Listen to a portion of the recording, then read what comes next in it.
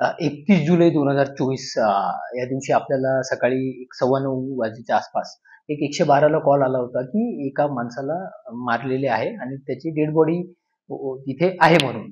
तर त्या अनुषंगाने आपली पोलिसांची टीम तात्काळ तिथे स्पॉटवर पोहोचली आणि आपण थोडं डिटेलमध्ये माहिती घेतलं असता तो जो मयत आहे त्याचं नाव प्रमोद पॉल फ्रान्सिस असं आहे. तो जनरली दारू पिण्याच्या सवयीचा होता आणि तो बाहेरच राहत होता, म्हणजे बेघर होता तो.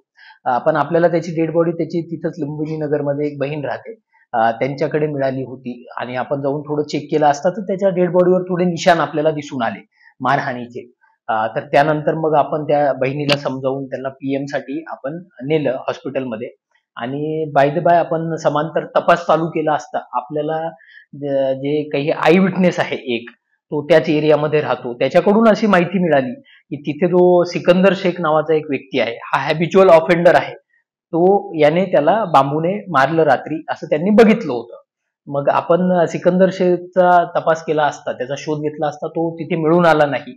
मग आपण टीम रवाना केली त्याला पकडण्यासाठी आणि मग त्याला ताब्यात घेतल्यानंतर आपल्याला असं समजलं की हा जो व्यक्ती होता मृतक, हा तिथे काहीतरी दारू विक्री चालू होती, तिथे गेला असता यांचा तो वाद झाला आणि त्याच्यातून या सिकंदर शेखने त्याला मारलं होतं.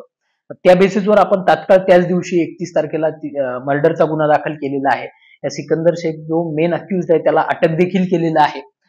परंतु पुढच्या डिटेल इन्व्हेस्टिगेशन मध्ये माननीय CP sir, joint CP madam, additional CP sir यांच्या मार्गदर्शनाखाली आपण डिटेल इन्व्हेस्टिगेशन केलं तर आपल्याला असं समोर आलेलं आहे की हे मारत असताना तिथे प्रोव्होक करण्यासाठी किंवा अबेटमेंटसाठी तिथं या सिकंदर शेख याची पत्नी आणि अजून एक शुभम जनबंधू नावाचा व्यक्ती देखील हजर होता, ते देखील तिथे याच्यामध्ये समाविष्ट होते. त्याच्या बेसिसवर आपण ह्या दोघांना देखील अटक केलेली आहे. तर आतापर्यंत आपण याच्यामध्ये 3 आरोपींना अटक केलेली आहे आपल्या इन्व्हेस्टिगेशन नुसार आणि इन्व्हेस्टिगेशन पुढे चालू आहे. अजून याच्यात पुढे काही अँगल आला तर आपण त्या अनुषंगाने अधिक आरोपी अटक करू शकतोय.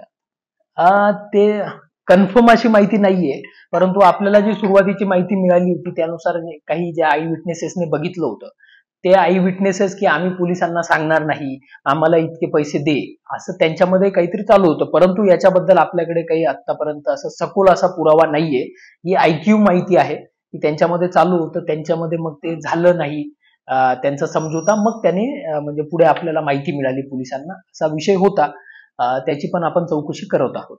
गौरतलब है कि मेकोसाबाग के कुख्यात अपराधी तथा शराब तस्कर शेखू ने अपनी पत्नी और साथियों के साथ मिलकर 30 जुलाई की रात अपने शराब के अड्डे से शराब की 2 बोतल चुराने के संदेह में अपने कर्मचारी प्रमोद फ्रांसिस की मार पीट कर हत्या कर दी थी, जहां उसकी योजना फ्रांसिस की हत्या की सच्चाई छुपाने की थी।